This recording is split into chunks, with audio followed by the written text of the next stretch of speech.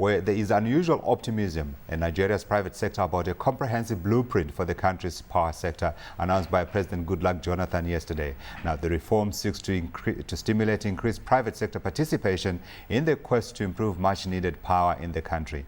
Joining us now to discuss the reforms is Mr. Bart Nnaji. He is Special Advisor to the President on Power and Chairman of the Presidential Task Force on Power. Mr. Nnaji, thanks very much indeed for joining us this afternoon. Thank you. Now, I'm sure this question has been posed to you several times. For Nigeria, it's not so much the fact that there is no power plan.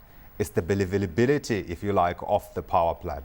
What can the government tell investors, since it's looking for money from the private sector, that will convince them that this time around things will be different?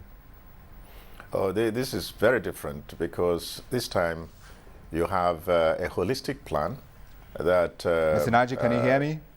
Yes, I can hear you. Excellent. Can you hear me? Yes, I can now. Okay.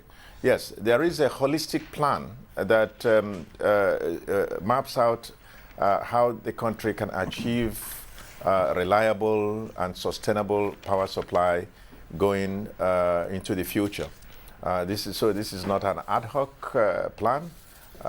It's not something somebody just dug up from his head and began to talk about it. So this is quite holistic, showing how we are going to address all the whole value chain of power generation, from fuel to generation to transmission to distribution, to how the consumers get addressed. Yeah. Now, Mr. Nnaji, of course, skeptics will point to the fact that we know that Nigeria is due to hold elections next year, and we have a sense that perhaps President Jonathan is likely to participate in that election. So some will suggest that this plan is coming in at the right time for him ahead of electioneering coming into the country.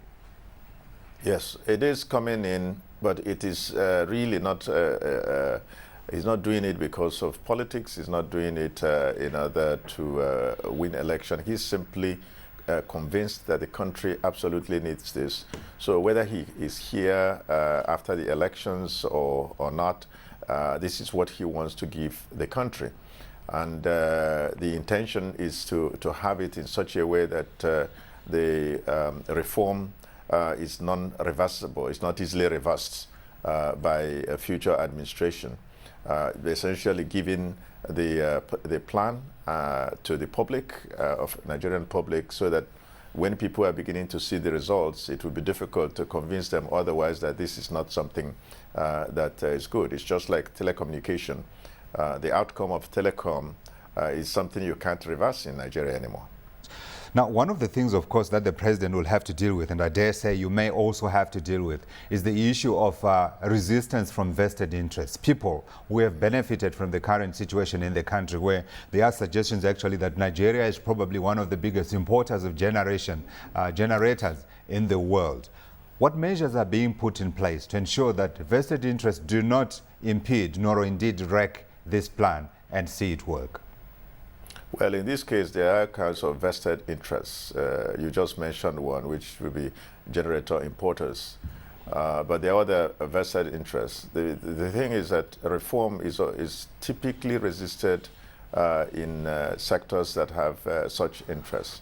The government is mustering its will. There is no individual or group that can be stronger than a government that has the will to go.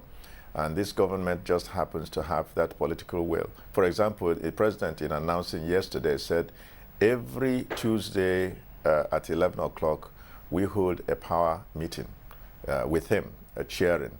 Or if he's not there, the vice president will chair. And it is intended to bring together all the key government stakeholders to address problems, so that you cut off the red tape and the bureaucracy. The intention, therefore, is to see that this sort of momentum is kept on going forward. But that's a challenge, isn't it? The ability to be able to maintain that momentum going forward, particularly given the fact that we may have a new administration coming into power next year, and with it, new thoughts, and also seeking, of course, to cement its own legacy. What measures will the president take to ensure that these reforms are sustainable beyond his term and indeed they are carried forward? In fact, this is why the roadmap was developed, so that it is a very clear plan which has gone to the public. So it's a public document. You can just go to a website and pull down download the information. So every Nigerian, everybody in the world out there has the information. It should be quite clear and intuitive to anybody that this is a workable plan. And for people who are investing in power, the various regulatory issues being addressed, like the tariff, those are not something that somebody can just come and begin to reverse. They are just things that it will be extremely difficult for a government, a new government, to reverse. Once they are put in place and people can see that they are working, it will be almost suicidal to just reverse some of those things. An example I give you is the telecommunication. If you begin to go around to take the handsets off the hands of people in Nigeria, then you are really calling for a downfall of that particular government. It won't take time. So if people begin to see that what we have put in place here will yield more reliable electricity, there's no way a new government would want to reverse that. And so privatization, when the privatization happens for, say, generation and distribution, it would be a near impossibility to just come because it is a new government to reverse the transactions, unless they were not correctly done. If the transaction isn't correctly done in a transparent, open manner, then it's possible. But we are very meticulous to ensure that the government procurement process is followed to the letter, so that there's no excuse on the part of future administration to reverse on the basis of non-correct transaction. Well, we certainly wish you well. But before I go, I wanted to ask you very quickly. Now, these reforms were announced yesterday. The plan was announced yesterday. Have you had any interest? Anyone come and suggested to you that they are ready to jump in?